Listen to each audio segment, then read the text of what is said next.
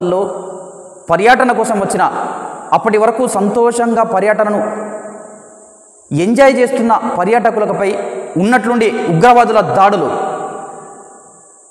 దాదాపు 26 మంది చనిపోయారు. ఎంత ఘోర విషాదమైన ఘటన ఇది.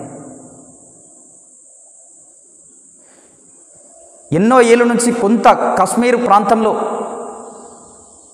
ప్రశాంత వాతావరణంలో ఉన్నాయి అన్న సందర్భంలో ఇలాంటి ఘటనలు యావత్తు భారతదేశ ప్రజలందరినీ దిగ్భ్రాంతికి గురి చేసిన ఘటన అని చెప్పొచ్చు. ఇది ఒకసారి చూద్దాం ఏం జరిగిందో.